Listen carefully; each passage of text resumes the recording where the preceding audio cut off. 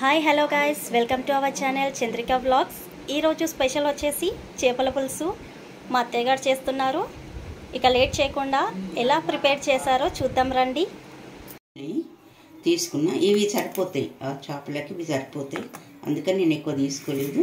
ఇంకా చింతపండు తీసుకొని నానబెట్టి పెట్టుకోవాలి. ఇక మెంతులు, టమాటో, వేయించిన ఆనియన్,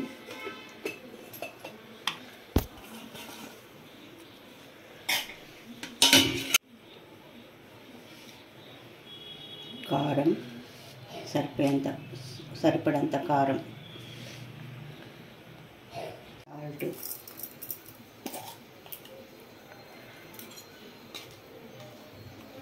అల్లం వెల్లిగడ్డ పేస్ట్.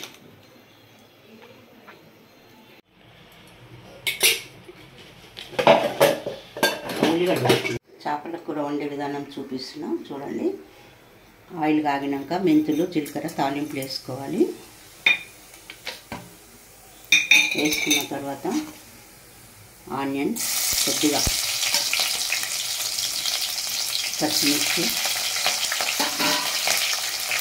వేసుకొని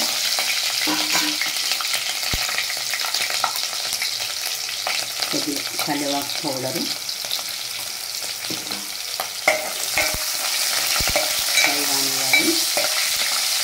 ఫ్రై అయిన తర్వాత మిక్సీ పట్టిన పేస్ట్, కారము, ఉప్పు, పసుపు, అల్లం వెల్లిగడ్డ అన్నీ వేసి మిక్సీ పట్టిన కదా, ఇదంతా తాలింపులు వేసుకోవాలి.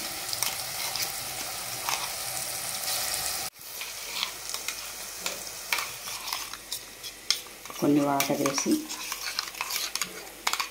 ఇలా కడిగి ఇలా పోసుకోవాలి. అది వేగడానికి సరిపడంత వాటర్, కొంచెం నూనె వేగాలి కదా, ఇదైతే పచ్చి వాసన వస్తుంది. సిమ్లో పెట్టుకోండి, స్టవ్ కొద్దిగా మీడియంలో పెట్టుకోండి. వేగాలి, పచ్చి వాసన పోయేంత లోపు మనం చింతపులుసు పిసికి పెట్టుకోవాలి. మంచిగా ఉడకాలి, పచ్చి వాసన పోయేంత వరకు ఉడకాలి. ఇంకా కొంచెం దగ్గరికి ఇంతవరకు పెట్టుకోవాలి. ఆ లోపు చింతపులుసు చేయడం అయిపోతుంది. అది బాగా నూనెలో వేగాలి, కారం వాసన రాకుండా, పచ్చి వాసన రాకుండా వేగాలి. ఇది ఆయిల్ అంతా పైకి వచ్చేసింది కదా, ఇంకా కొంచెం వేగాలి.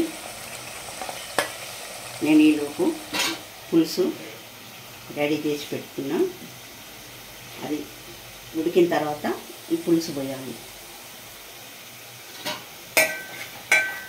నూనె పైకి వచ్చేంత వరకు చేసుకొని ఇప్పుడు ఇది పులుసు ఇందులో పోసేసుకోవాలి.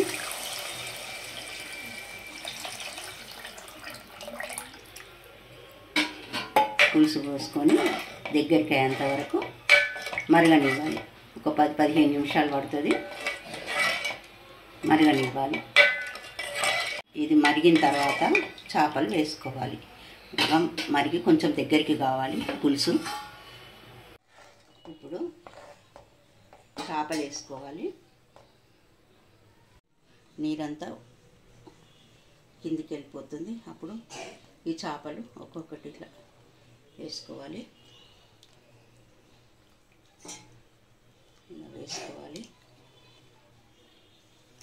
వేసుకున్న తర్వాత ఒక 10 మినిట్స్ మసిలిన తర్వాత దించుకోవాలి. ఒక 10 నిమిషాలు మసలాలి.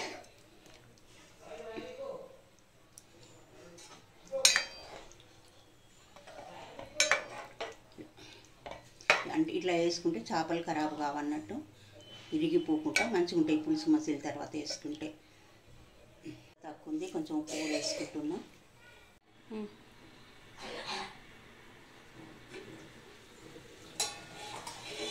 చిన్న చేపలకు కూడా రెడీ అయిందండి. ఒకసారి మీరు కూడా ట్రై చేయండి. పెద్ద చేపలే కాకుండా ఇలా చిన్న చేపలు కూడా ట్రై చేయండి. మీకు నచ్చితే సబ్స్క్రైబ్ చేయండి. ఇట్లా దగ్గరికి అయినాక కొంచెం దగ్గరికి అయినాక స్టవ్ ఆఫ్ చేసుకోవాలి. రెడీ అయిందండి చేపల పులుసు. ఎలా ఉందో కామెంట్ చేయండి. మా అత్తయ్య గారి చేత వంట చాలా అద్భుతం. Thank you.